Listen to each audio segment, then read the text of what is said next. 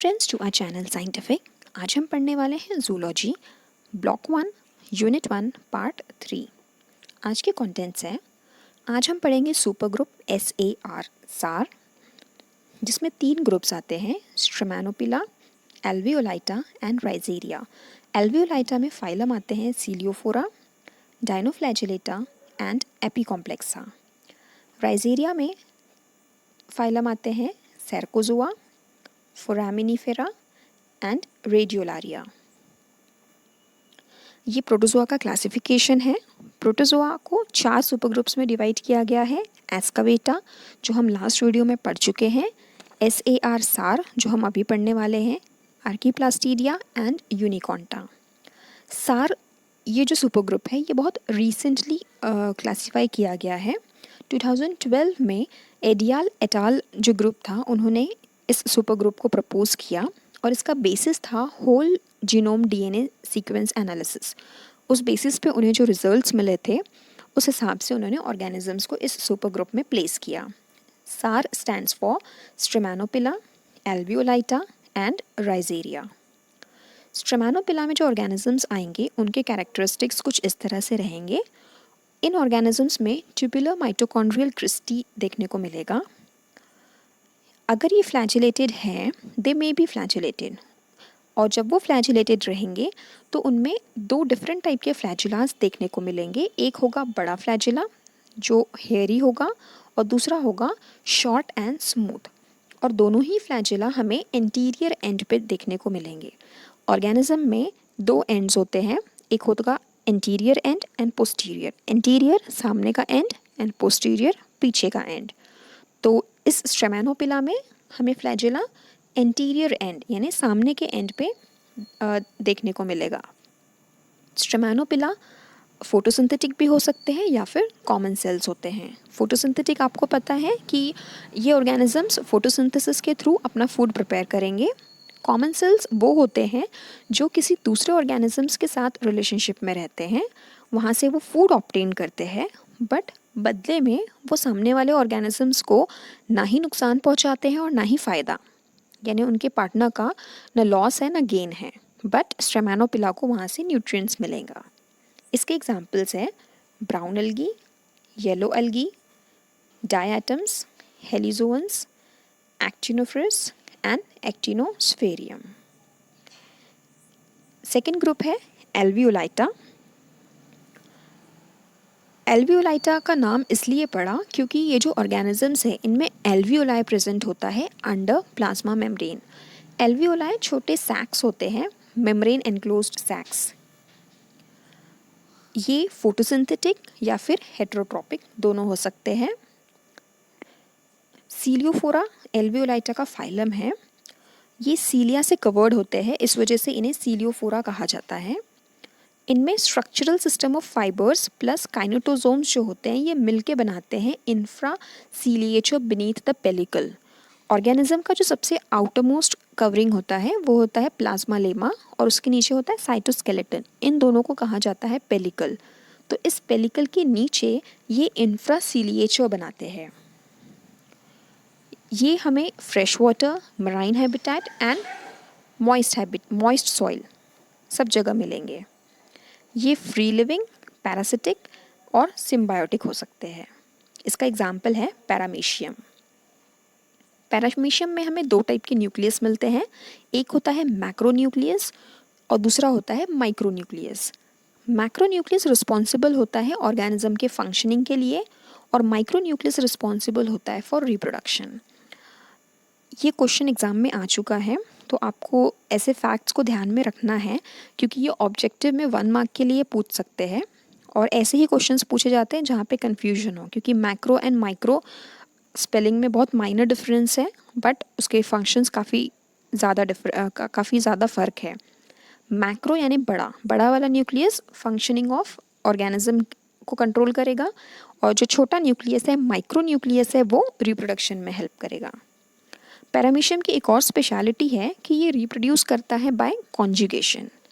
ऐसा नहीं है कि वो असेक्सुअल मेथड से रिप्रोड्यूस नहीं करता, वो असेक्सुअल मेथड से भी रिप्रोड्यूस करता है, बट कॉन्जुगेशन से रिप्रोड्यूस करना ये पैरामीशियम की स्पेशलिटी है। कॉन्जुगेशन हम पढ़ने वाले हैं, हमें टॉपिक है और कॉन्जुगेशन एग्ज़ाम में भी आ चुका है। ये पैरामीशियम है,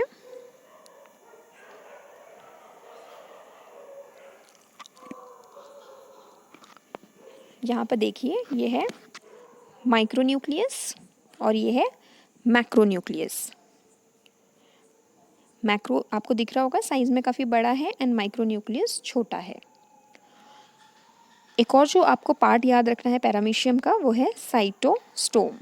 साइटोस्टोम पैरामीशियम का सेल माउथ होता है। आपने एमीबा पढ़ा होगा। एमीबा में क्या होता है कि वो जो फूड है वो अपने बॉडी सरफेस से कहीं से भी ले सकता है, उसके पास माउथ नहीं होता। बट पैरामीशियम में सेल माउथ होता है, स्पेसिफिक स्ट्रक्चर होता है जहाँ से वो फूड को अपने अंदर ले सके। और जैसा कि आप देख सकते हैं पूरा का पूरा जो पैरामीशियम है, जो पूरी बॉडी है उसकी, वो छोटे छोटे सीलिया से कवर्ड है। नेक्स्ट फाइलम है एल्वियोलाइटा का डायनोफ्लैजिलेटा। इसका नाम डायनोफ्लैजिलेटा इसलिए है क्योंकि इनके पास 2 फ्लैजिला होते हैं।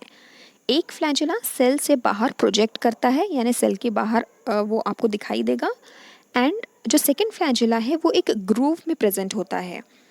ग्रूव यानी गड्ढा होता है, तो उसके साइड में, उस ऑर्गेनिज्म के साइड में एक ग्रूव प्रेजेंट होता है, वहाँ पे वो सेकेंड फ्लैजिला प्रेजेंट होगा। और ये दोनों फ्लैजिला एक दूसरे के परपेंडिकुलर होते हैं, मतलब 90 डिग्री फॉर्म करेंगे। डायनोफ्लैजिलेटा मोस्टली हेट्रोट्रॉपिक होते हैं, बट कुछ आपको फोटोसिंथेटिक भी डायनोफ्लैजिलेट्स मिल जाएंगे। और ये जो डायनोफ्लैजिलेट्स है फोटोसिंथेटिक वाले, अगर किसी रीज़न से ये फोटोसिंथेसिस नहीं कर पाए तो ये हेट्रोट्रॉपिक मोड ऑफ न्यूट्रिशन से अपना फूड ऑब्टेन करेंगे। इस वजह से इन्हें मिक्सोट्रॉप्स भी कहा जाता है। और डायनोफ्लैजिलेट्स जो है ये रेड ब्लूम फिनोमेना कॉज करते हैं। इनका जो रिप्रोडक्शन है वो इतना ज़्यादा अमाउंट में होता है कि जिस वाटर बॉडी पे ये प्रेजेंट होते हैं वो पूरा रेड कलर का नज़र आता है, और इनकी क्वांटिटी काफ़ी ज़्यादा होती है, जिस वजह से उस वाटर बॉडी में रहने वाले इनवर्टिब्रेट्स एंड फिश, उनके लिए ये टॉक्सिक हो जाता है, यानी हार्मफुल हो जाता है, क्योंकि वो उन्हें फूड ऑब्टेन करने में, ब्रीथ करने में काफ़ी डिफ़िकल्टी होती है। इसके एग्जांपल्स हैं नॉक्टिलुका, सिराटियम एंड बायोल्यूमिनेसेंट डायनोफ्लैजिलेटा। ये एग्जांपल्स हैं, ये पिक्चर्स हैं नॉक्टिलुका, सिराटियम एंड बायोल्यूमिनेसेंट डायनोफ्लैजिलेटा। ये आपको शोर पे ये वाटर बॉडी है, टाइड आ रही है, पर वहाँ पे आप देख सकते हैं किस तरह से वो ब्लू अपीयर हो रहा है, ग्लो कर रहा है, क्योंकि वो बायोल्यूमिनेसेंट है। थर्ड फाइलम है एपिकॉम्प्लेक्सा। एपिकॉम्प्लेक्सा में जितने भी ऑर्गेनिजम्स हैं वो सब के सब पैरासिटिक होते हैं। इनके इन्फेक्शियस स्टेज को स्पोरोजॉइड कहा जाता है। अपाइकल कॉम्प्लेक्स प्रेजेंट होता है इनके कुछ स्टेजेस में, जो कि हेल्प करते हैं इस पैरासाइट को होस्ट सेल मेम्ब्रेन में अंदर पेनिट्रेट करने के लिए। इनके पास मॉडिफाइड प्लास्टिड होता है, जो कि सजेस्ट करता है कि ये जो एपिकॉम्प्लेक्सा है इनके एंसेस्टर्स एल्गी रहे होंगे।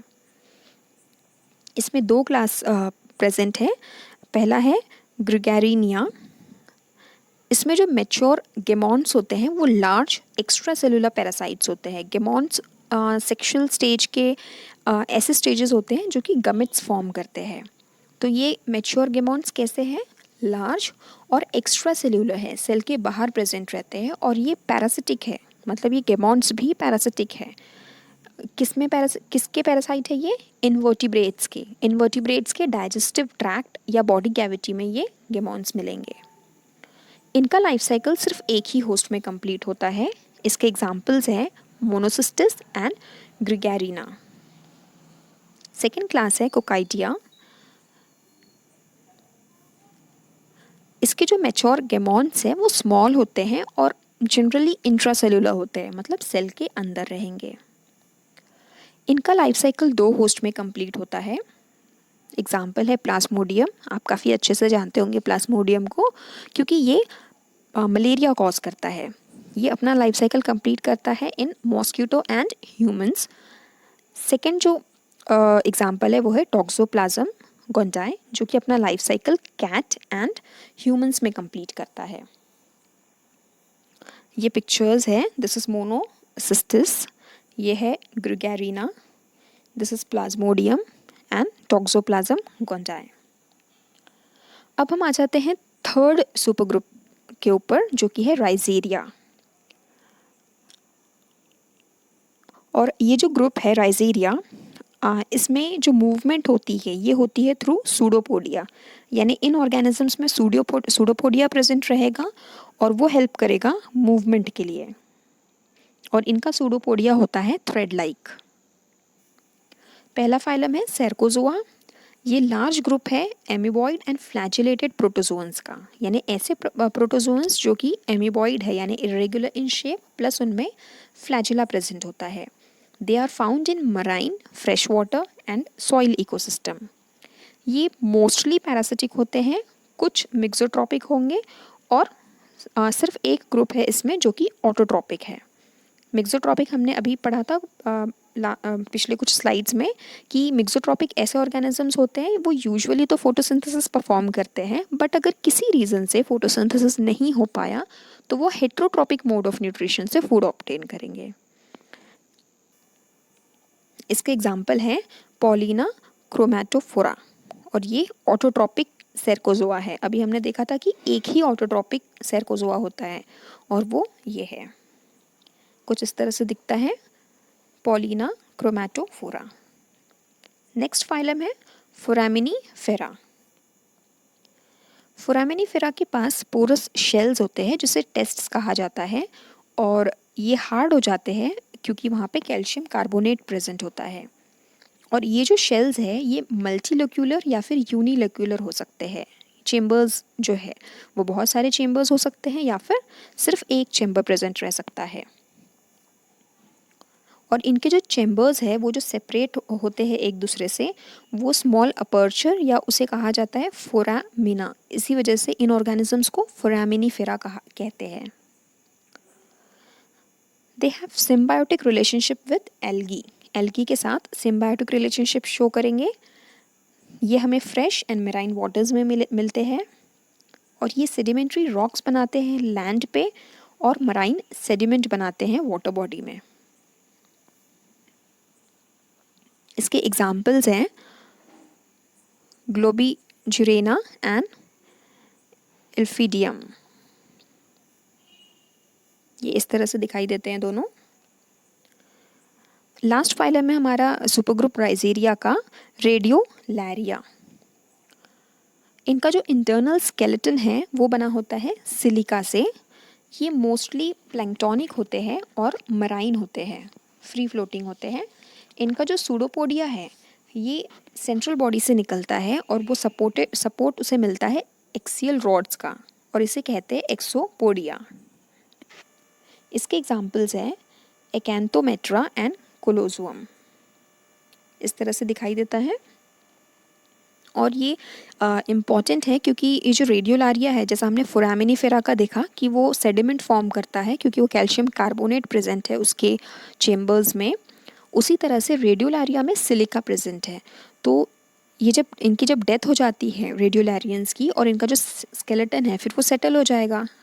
ये आपको मराइन एनवायरनमेंट में मिलेंगे, तो ये वाटर बॉडी में जब इनकी डेथ हो जाएगी तो वो सी फ्लोर पे सेटल हो जाएंगे, और सेटल होने के बाद वो जो सिलिका है वहाँ पे वो फॉर्म करेगा सी ooze, उसे कहते हैं सी ooze। तो ये थे 3 सुपर ग्रुप, स्ट्रेमैनोपिला, एल्वियोलाइटा एंड राइजेरिया। आज के लिए इतना ही। Thank you.